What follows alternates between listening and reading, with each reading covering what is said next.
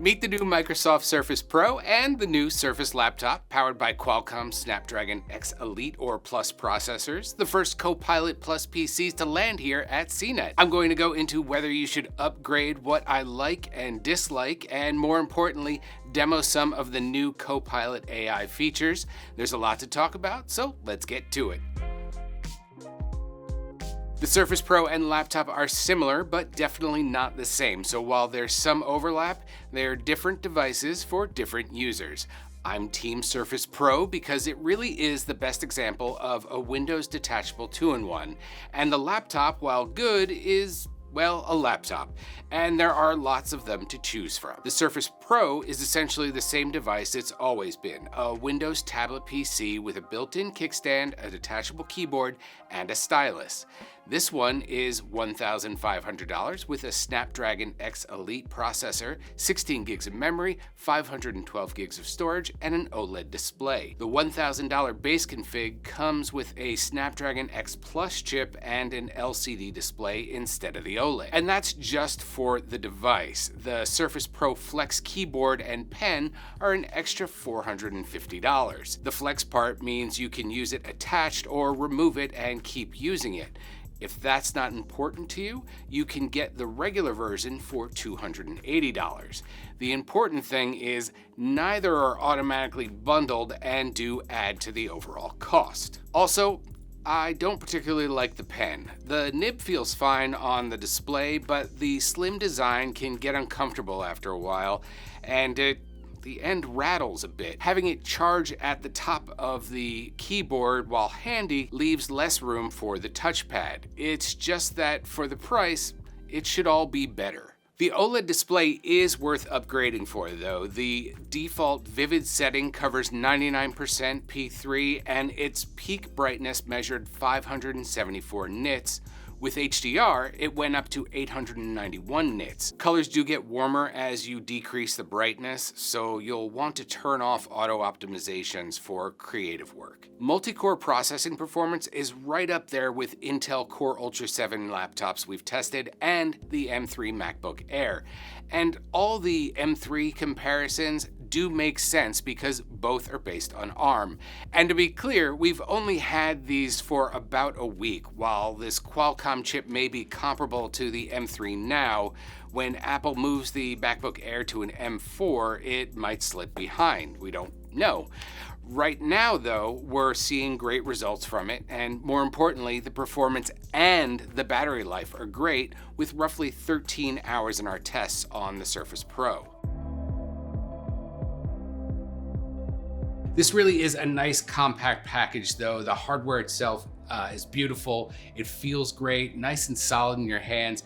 Having a 13-inch tablet with a desktop operating system with this OLED display is a better option than a mobile OS for getting work done.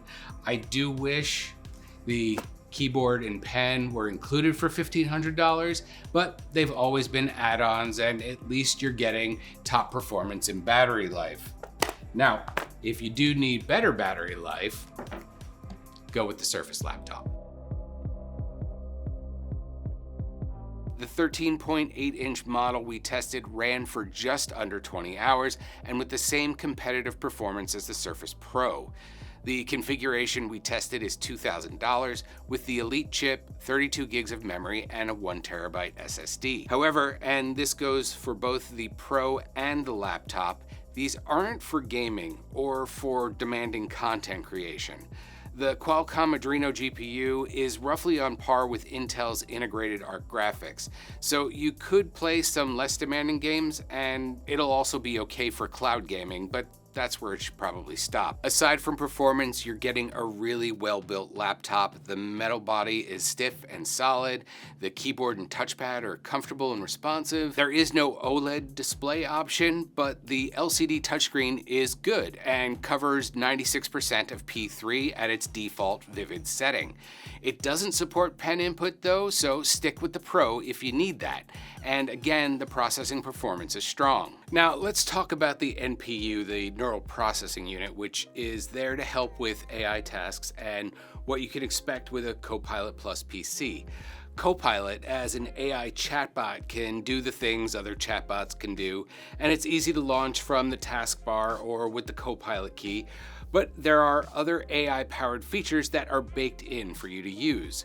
One of those, called Recall, has been delayed over privacy concerns. It's designed to keep track of what you do so you can use Copilot to find things quickly, but Microsoft decided to hold off on releasing it for now. That leaves a few other AI tools like Restyle, which can take photos and recreate them. So for example, I've got this nice abstract here. I'm just gonna open it up in the Photos app. Go to edit it and then select AI, and it gives me a bunch of options to restyle the image that I have. And what I'm going to do is click on fantasy here. There's another option, and it scrambles it up and makes it sort of fantasy. But as you slide this creativity slider down, it recreates that image, giving you more and more, in this case, a fantasy. But I'll switch over. This is surrealism, and as you can see, as I click them, the NPU kicks in to help with the processing. So you can see I played around with it for a little bit. This is the impressionist selection in Restyle, and it does exactly what it's supposed to. It took my original abstract image and restyled it into an impressionist sort of painting. If you need help, inspiration, that's what this is going to be good for. Now, let's move on to studio effects that can be used for things like video chats like Zoom or Teams. Best way to demo that is to open up the camera app, and immediately there's this little icon here. Gives you a whole list of Windows Studio effects like automatic framing, which you can see will zoom in on me. And then if I move a little bit, it should go out and reset and follow me around. And then you've got portrait light, which will adjust the lighting on your face. Eye contact, both standard and teleprompter, which will basically track your eyes so that it always looks like you're looking at the camera. We haven't gotten it to quite work right, but maybe in the future it'll iron itself out. Then you've also got background effects like blur. You can see it's a portrait blur or a standard blur, which basically the difference between my room behind me looks okay, but the other one is my room behind me is a hot mess, and I don't want anybody on the camera to see what is behind me. Also, if you didn't notice, I've got the task manager running here in the corner, and you can see the NPU is what's doing all of the processing here. So that's the key thing with the NPU. It's gonna take over doing these things so that your CPU and GPU don't have to do it. Anyway, you get the idea. There are AI tools you can use, and the NPU will take the load off the CPU and GPU, speeding up overall performance and extending battery life. So just to wrap up, here's what I like and don't like about the Surface Pro and Surface Laptop. For the Pro, you get an excellent OLED display, very good battery life, great NPU performance at the moment, and competitive CPU performance. What I don't like is paying up to $450 for a keyboard and pen. That's just kind of meh. So for the Surface Laptop, you get up to 20 hours of battery life, which is great, a nice keyboard and touchpad, really good build quality, and again, strong NPU and CPU performance. No option for an OLED is disappointing, but really the rest of the package is remarkably solid. The Surface Pro and Laptop are the first of many Copilot Plus PCs rolling out this year, so you'll have a lot to choose from beyond these two.